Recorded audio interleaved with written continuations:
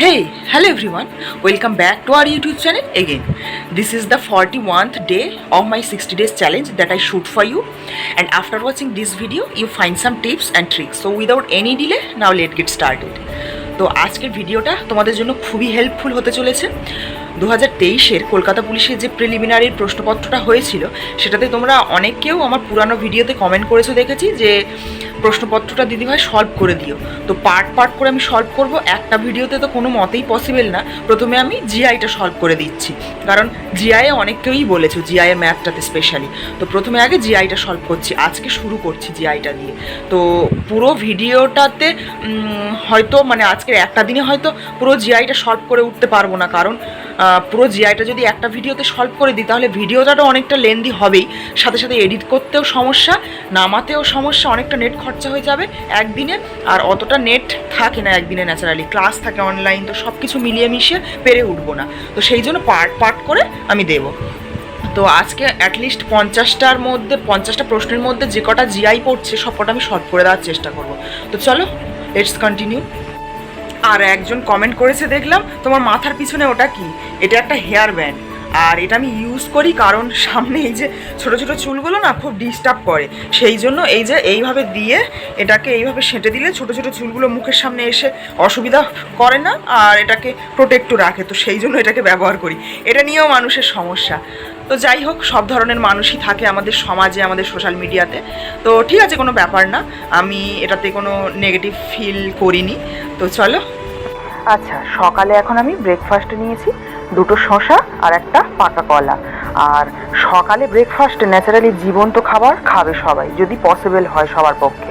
জীবন্ত খাবার বলতে যে খাদ্যগুলো ডাইরেক্ট গাছ থেকে নেওয়া, সেগুলোকেই জীবন্ত খাবার বলছি। ব্রেকফাস্ট কমপ্লিট করার পরে এখন আমি সকালে ঝটাপট কয়েকটা মাছ কুটে সাহায্য করে দিচ্ছি মাসিকে, কারণ আমাদের অনেক সকালে আর্লি মর্নিংয়ে আমার মামারা কাজে যায়, সেই জন্য আমি মাসিকে কয়েকটা কাজে হেল্প করে দিচ্ছি। আর তোমাদের জন্য এখানে একটা মজার প্রশ্ন রইল, তোমরা কে জানো বলো তো এই মাছটার নাম কি? কমেন্ট সেকশনে জানিও তো। আগের একটা ভিডিওতে তোমাদেরকে বলেছিলাম যে আমার সিএইচএসএল এর পরীক্ষাটা হোক, আমি কলকাতা পুলিশের প্রিলিমিনারির ম্যাথ আর জিআইটা সলভ করে দেবো তোমাদের। এই যে আমার প্রশ্নপত্র, আর আজকে নিয়ে আমি বসে গেছি। প্রথম জিআইটা তো তোমরা সকলেই পারবে আশা করি, তাও একবার বলে দিই মুখে মুখে। 8 দোকানে 16 + 1 17, 17 দোকানে 34 + 2 36, 36 দোকানে যত হবে +3, 75 দোকানে যত হবে +4। এইভাবে হলে এটা আনসার আসছে। চলো নেক্সট। এখানে আর জিআই নেই, ম্যাথ আছে সবগুলো। আজকে শুধু জিআইটা বলে দিচ্ছি, তারপরে ম্যাথটা বলে দেবো। এটা হচ্ছে তোমার সিটিং অ্যারেঞ্জমেন্ট। তো এগুলো খুবই সহজ, একটু মাথা ঠান্ডা রেখে করলে যেমন বলেছে এক্স্যাক্টলি সেইভাবে বসানোর চেষ্টা করো, দেখবে হয়ে গেছে। আর আরেকটা জিনিস যেটা হয় যে এই সব ক্ষেত্রে দুটো জিনিস কাজ করে, এক যেভাবে বলেছে আর এক যেভাবে বলেনি অথচ পসিবিলিটি আছে। এই দুটো জিনিস মাথায় রাখলে এই জিনিসগুলো খুব সহজেই হয়ে যায়। এ বি এর দিকে মুখ করে আছে, মানে অপোজিট সাইড। এই যে বসিয়েছি, বি এর ডান দিকে ও সি এর বাঁ দিকে বসে আছে। বি এর ডান দিকে, বি এর ডান দিকে, এই যে ঠিকই আছে। বি এর বাঁ দিকে তাহলে কে বসিয়েছি, ও সি এর বাঁ দিকে বসে আছে। হ্যাঁ, সিটাকে তাহলে ডান দিকে বসালেই সি এর বাঁ দিকে বি বসবে, সিম্পল। তারপরে হচ্ছে সি ডি এর বাঁ দিকে বসে আছে। সি এর পজিশন ফাইন্ড আউট করে ফেলেছি, এবার তাহলে ডি এর পজিশন ফাইন্ড আউট করব। তো এই যে ডিটাকে বসিয়েছি, তাহলে হচ্ছে সি ডি এর বাঁ দিকে বসে আছে। এবার বলছে এফ এর ডান দিকে বসে আছে। এফ এর ডান দিকে, এর জায়গাটা যেহেতু সেটেলড, মানে একদম ঠিকঠাক, তাই এর সাপেক্ষে এফ এর জায়গা বসিয়েছি। এরপর ডি এফ এর সাথে এবং ই বি এর সাথে স্থান পরিবর্তন করলো। ডি এফ এর সাথে, ডি আর এফ ঠিক আছে, আর ইও বি স্থান পরিবর্তন করলো। এখন সি এর দুপাশে কে বসে আছে? সি এর দুপাশে বসে আছে ই আর F. Very easy. Next I 9, এটা তো আগের দিন করে দিয়েছি সম্ভবত, আগের বারে যখন এই সেটটা নিয়ে বসেছিলাম।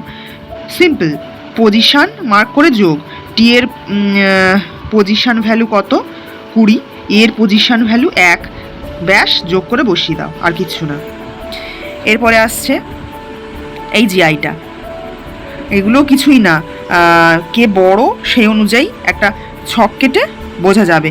আর এটা খুব ট্রিকি দিয়েছে, ভালোই দিয়েছে, যে দ্বিতীয় ভারীকে ন্যাচারালি জিজ্ঞাসা করে কে সব থেকে ভারী আর কে হালকা, তো এটা দ্বিতীয় ভারীকে জানতে চেয়েছে, একটু ঘুরিয়ে দিয়েছে সামান্য। তো যেমন বলেছে এস কিউ এর থেকে ভারী, তাহলে এসে ডানিটা কিউ এর থেকে বড় রাখছি, তার মানে ভারী সেইটা ফাইন্ড আউট করার জন্য। আর শুধুমাত্র টি ও পি এর থেকে হালকা, আর শুধুমাত্র টি ও পি এর থেকে হালকা, মানে এদের দুজনকে কার থেকে বড় জানা নেই, তাই সমান পজিশন রেখেছি এদের। শুধু জানতে পেরেছি যে টি ও পি এর থেকে আর হালকা, তাই এদের তলায় মানে এদের নিচে এই যে দাঁড়ির মাত্রাটা রেখেছি।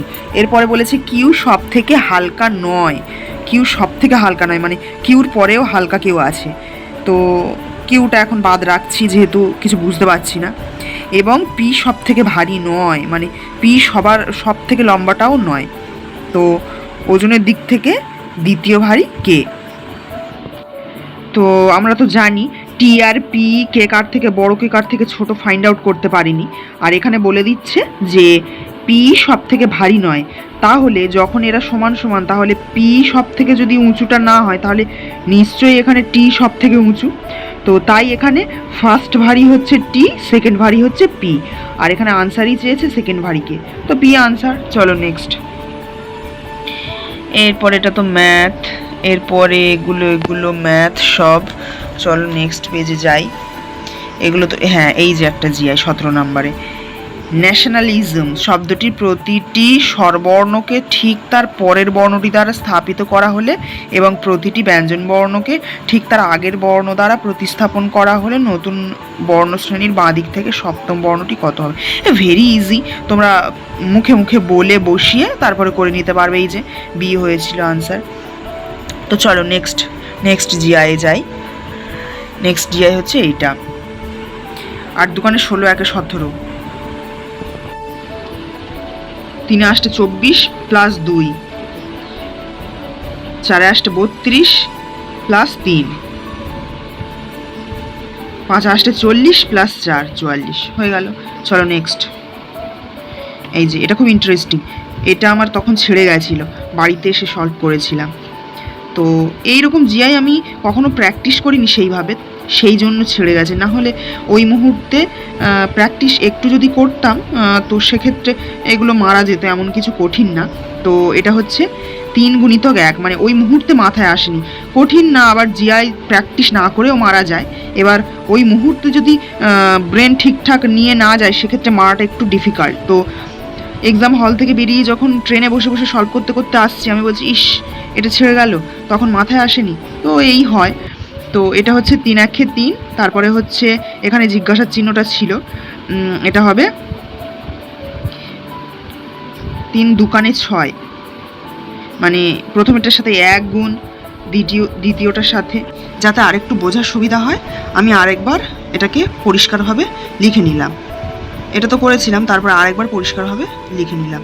এটা হচ্ছে প্রথমেরটা 3 1 3, তারপরে এমন একটা সংখ্যা বসাতে হবে যেখানে এটা 6 হবে এবং সেটা 2-এর গুণিতক, মানে 3-এর সাথে 2 গুণ করলে সেই সংখ্যাটা হচ্ছে, তারপরে 4 গুণ করলে এখানে দেখতে পাওয়া যাচ্ছে 12 হচ্ছে সব করা যোগ করে, তারপরে 15 আসছে, মানে এই রোটাতে হবে 3, যেটা 3-এর সাথে 1 গুণ করলে হচ্ছে, এই রোটাতে কত হবে জানি না, জিজ্ঞাসার চিহ্ন, তো এই রোটাতে আমাকে বের করতে হবে। আর থার্ড রোটাতে আসছে 3-এর 4 গুণের মানে ফলাফলটা, তো সেক্ষেত্রে আসছে 12, আর তারপরে আসছে 3-এর 5 গুণের ফলাফলটা মানে 15। তো এইভাবে এটা বের করতে হবে। চলো নেক্সট। এটা হচ্ছে ব্লাড রিলেশন, এগুলো আমার খুব দারুণ হয়, এখনও পর্যন্ত কোনো ব্লাড রিলেশন আমার আটকায়নি, অনেক ডিফিকাল্ট ঘোরানো করেছি, মানে একটু জড়িয়ে পেঁচিয়ে দেয়, তো সবগুলোই প্রায় ছাড়িয়েছি এই পর্যন্ত, প্রচুর ব্লাড রিলেশন করেছি। তো কিছুই না, একটু ফরম্যাট করে নিলে অসুবিধা হয় না কিছু। এক্স ওয়াইয়ের পুত্র, এটা তো এইভাবে মুখে মুখে বোঝানো যাবে না, এইভাবে ছক কেটে কেটে করতে হবে। তো তোমরা যারা ব্লাড রিলেশন শিখেছো এইভাবেই করবে, আশা করি হয়ে যাবে। এরপর এই একটা ব্লাড রিলেশনগুলো দেখাতে একটু অসুবিধাই হচ্ছে, তোমরা যদি না পারো, তোমাদের যদি অসুবিধা থাকে বলো, তাহলে ব্লাড রিলেশনগুলো আমি একদিন ক্লাস করে শিখিয়ে দেবো, অনেকগুলো previous years blood relation collect করে শিখিয়ে দেবো। তো এই একটা ব্লাড রিলেশন, এই একটা জিআই। এটা হচ্ছে পজিশন নাম্বারগুলো প্রথমে লিখে ফেলবো। এর হচ্ছে 1, সি এর হচ্ছে 3, এন এর হচ্ছে যেগুলো পজিশন নাম্বার হবে লিখে নেবো। তারপরে যেটা করতে হবে 2 একে 2 প্লাস 1 3 আছে এর পজিশন নাম্বার, 3 দুকানে 6 প্লাস 1, 2 গুণ প্লাস 1, 2 গুণ প্লাস 1, এই সিরিজে যাবে। তো বি এর পজিশন নাম্বার হচ্ছে 2, 2 দুকানে 4 প্লাস 1, 15 দুকানে 30 প্লাস 1, 9 দুকানে 18 প্লাস 1, 12 দুকানে 24 প্লাস 1, ডান। এরপরে আসছে পরের জিআই। এটা তো মানে দিক নির্দেশ, মানে কোন দিকে গেছে। তো এগুলো দেখে দেখে তোমরা পারবে আশা করি, কোন দিকে গেছে সেগুলো দেখাতে হবে। জিকে এগুলো ম্যাথ। আর জিআই কই, এই যে একটা জিআই, এই একটা জিআই, এটাও মানে দিক নির্ণয়, কতটা গেছে, না এটা কিমি, কত কিলোমিটার গেছে। তো এইভাবে ডিরেকশান দেখে দেখে করলে আশা করি এসে যাবে। তাও একবার বলে দিই, রাহুল বাড়ি থেকে 15 কিমি পশ্চিম দিকে গিয়ে, আচ্ছা উত্তর দক্ষিণ পূর্ব পশ্চিম দিকে 15 কিমি গেছে। প্রথমে এখান থেকে স্টার্ট করেছি, 15 দিকে গেছে 15, মানে পশ্চিম দিকে গেছে 15, তারপরে 20 কিমি আবার বাঁ দিকে ঘুরে যায়। এই যে 20 কিমি বাঁ দিকে ঘুরে গেল, তারপরে 10 কিমি গেল, আবার বাঁ দিকে ঘুরে, ঠিক আছে 10 কিমি গেল। এরপর উত্তর দিকে 7 কিমি, এই যে 7 কিমি গেল, যাওয়ার পর ডান দিকে ঘুরে 5 কিমি গেল, এই ডান দিকে 5 কিমি গেল। যাত্রা শেষ হলো, বাড়িও ও শেষ স্থানে দূরত্ব কত, খুব সিম্পল। এতটা যদি 7 হয়, 20 থেকে 7 বাদ দিলে যেটা পড়ে থাকছে সেটা আনসার হয়ে গেল। তো চলো নেক্সট জিআই, এটা জিএইচ হলে এটা সমান কত। তো বি এর মান এখানে কি দেখে নিতে হবে, নেই ও আছে পি, ও আছে P, O double O, G H, B C, R S T U V W X Y Z, F F F, Q R, N O, তাই এন ও, ইউ ভি, এখানে থার্ডটা হচ্ছে ও পি, সেই হেতু এখানে থার্ডটা নিতে হবে ও পি। তো এইভাবেই যাবে, যেমন এক্স্যাক্টলি এখানে দেওয়া আছে সেটাকে মিলিয়ে আমাদেরকে এটা মেলাতে হবে। তো চলো নেক্সট, এটা একটা GK plus GI type, Copperfield, Charles Dickens, James Bond, Ian Fleming. তো চলো নেক্সট যাই, এখানে এই একটা ব্লাড রিলেশন। তো এগুলো কষে কষে দেখাতে হবে, এগুলো খুব ইজি হয়। তো চলো, যে কটা ব্লাড রিলেশন এসেছে মোটামুটি সব কটাই হয়েছে।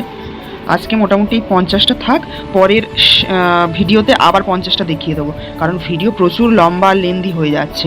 তো এডিট করতে ছাড়তে অনেকটাই নেট লাগবে, অতটা নেট আমার থাকে না ন্যাচারালি। তো চলো নেক্সট ভিডিওতে আবার যে কটা জিআই বাকি আছে তোমাদেরকে দেখিয়ে দেবো, পুরোটা সলভ হয়ে যাবে। এখন ঘড়িতে প্রায় 10টা 45।